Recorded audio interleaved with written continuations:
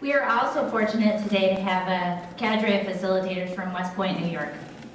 This group of young men and women, 5 of whom are graduates from Minnesota high schools, are attending the premier leadership institution in the world. They are led by Colonel Retired Patrick Toffler from the Center of Leadership and Ethics in Pennsylvania. Colonel Toffler is a 1968 West Point graduate. He has a master's degree in operations research and systems engineering from the Naval Postgraduate School. He served in a variety of positions, including multiple faculty assignments at West Point. He currently is a partner at the Center for Leadership and Ethics and has been instrumental in several of these seminars that are held across the country. Please welcome Colonel Patrick Toffler. At this point in time, just make the assumption that everybody in this room would like to be somebody who thinks of themselves and who is thought of by others as being trustworthy. General Washington, President Washington, the father of our country, once made the comment, think about all those titles. He said the comment that he desired the most was that of an honorable man. So you say to yourself, okay, that's something I want. But what do we have to do when we want something? Is wanting something enough? Anybody want to be a good actress or actor? Anybody in here want to be in performing arts? Anybody want to be a good musician? Good athlete? Okay, good musician, all right. What do you have to do in order to go from wanting it to having it become a reality? Practice and train myself up to Okay. You have to do something, right? It's more than just wanting it. Wanting it is necessary, but it's not sufficient. There's something else too. You know, if you ask yourself to do something, or you ask somebody else to do something that they cannot do, you have to ask yourself whether or not that's even moral. Is that right? Is it right to ask somebody to do something and not equip them to do it, not give them the resources, the assets, the authority to accomplish what you've asked them to do? So if we are going to ask you to be people of character, or you're going to ask yourself to be a person of character, and it follows logically that you have to do something, what is it that we need to do for you? What is it that you need to do for yourself? You need to figure out, how do I do that? What do I have to do? If wanting it is not enough, and I want it, what is it that I have to do in order to go from where I am to where I'd like to be? Well, it turns out there is a process. There is a method. But it's also not true that maybe you're born knowing what it is. It's like anything else. You have to figure it out. You have to seek to discover the truth. And what we're going to introduce you today to is the process that we have used at West Point for a number of years to develop the competency and the character of our cadets simultaneously. Now, anybody have any idea in here? Why do you think we do that? Anybody have an idea? Why would we explicitly go about trying to do that? Well, the answer is, if for no other reason than we're told to. You know, see, we take an oath to obey the lawful orders of those appointed over us. And then ultimately, under the Constitution, who is appointed over us? The President, right? Commander-in-Chief, and the who? The Congress, right? They're empowered by the Constitution to raise an army.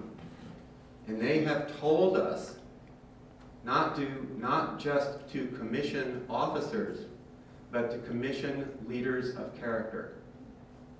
Now, several years ago, the superintendents were testifying before Congress, as Mr. Shea was able to do. He knows how much fun that is.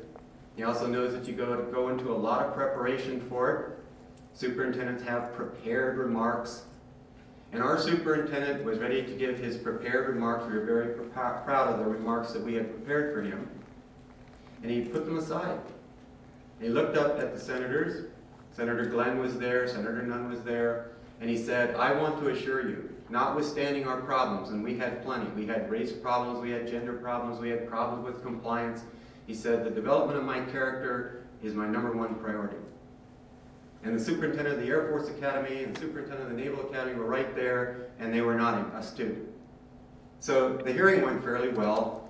And after we were congratulating ourselves and heading back up, we discovered that on our calendars were visitors from the General Accounting Office. Now, this is the investigative arm of Congress that goes out and looks into things.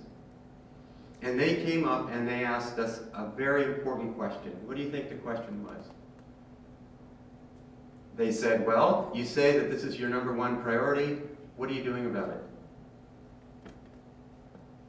And if you're not doing something about it, it's probably not happening. In fact, worse, instead of what you want, you may be getting something that you truly don't want. And so what we want to do today is focus on the method that we use. It is a process. Okay? Critical thinking, seeking to discover the truth, moral reasoning, being able to recognize whether ethical issues in a particular situation, and values-based decision-making. And again, in the Army, guess what we have? A set of values. Whose values are they? They're the Army's values. Okay, so if you don't want to live by those values, what's a good piece of advice? Don't join the Army. Okay? Now, how does this have anything to do with you? Well, if you're going to live your life according to your values, what do you need to know? What are your values?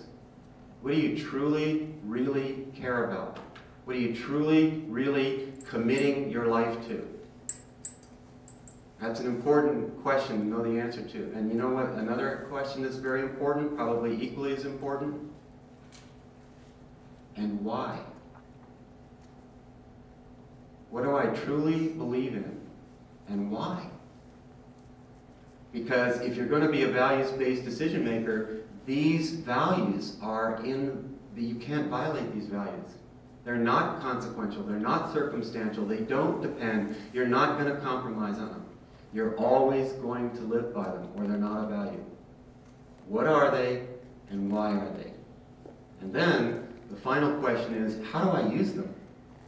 If I make a commitment to live by my values, what is the process that I must engage in to protect myself against making decisions that may be very attractive in the sense that they look like they're really efficient, they're really effective. But if I don't run that third check, are they ethical? I can see why somebody in a bank made a particular decision to bundle a bunch of derivatives, okay, and sell it. It's an efficient and it's an effective way to make money. But if I mask the true nature of that box and I represent it as something other than it is, or I represent it as something that I think it is, but I really haven't checked, well, he told me that it's worth this, and I sell it, is that ethical? You have to ask yourself that question. If it passes all those tests, then in your mind, it's a right decision. It's efficient, effective, and ethical. But don't just check the box on that last one. Now, introducing you to this method and challenging you to put this in practice through these vignettes that Mr. Shea talked about are your group facilitators. They are your teammates in trying to accomplish your goal for the day, which is to learn the method that you can put in place in your life to help develop your competence and your character simultaneously. And I'm going to let them introduce themselves to you, talk to you a little bit about who they are, where they came from, and where they hope they're going. And the leader of this group, both by virtue of the fact that she is the senior member of the group, and also actually the senior ranking person in the Corps of Cadets within our honor system, is Cadet Captain Sarah Johnson. She is the chairman of the Cadet Honor Committee. Sarah?